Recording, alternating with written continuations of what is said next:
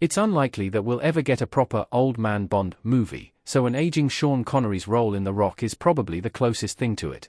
It's become a pretty common trope for franchises to jump into the future and show their heroes at an advanced age, when they're reluctantly drawn back into action to see if they've still got it.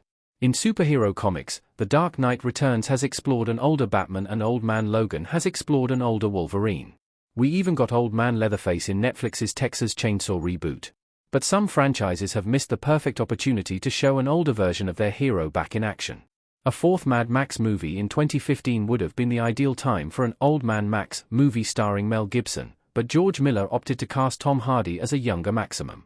Now that Amazon has full creative control of the Bond franchise, it'll likely turn it into a never-ending cinematic universe, so there will never be a standalone Old Man Bond movie.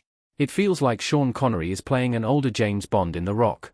John Mason is a retired British spy with an ice-cool attitude. After his debut feature Bad Boys established him as an exciting new action director, Michael Bay got much more ambitious with his next film, The Rock. The Rock stars Nicolas Cage as an FBI chemist who's sent to rescue hostages and deactivate biological weapons when a group of rogue Marines invade Alcatraz Island. Connery plays retired SAS Captain John Mason, who teams up with Cage's Dr. Stanley Goodspeed to save the hostages. Although he has a different name, Mason could easily be an older version of Bond. Mason is said to have a history with MI6-007's employer, and it's hinted that Mason is an alias, just like Bond is the rise to be. And on top of all that, he acts exactly like Bond.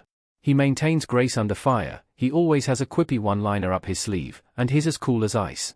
The Rock might not be Connery's official final Bond film, but it may as well be. I want an old James Bond movie, but The Rock might be as close as we get. Amazon will probably want to skew younger with its Bond movies.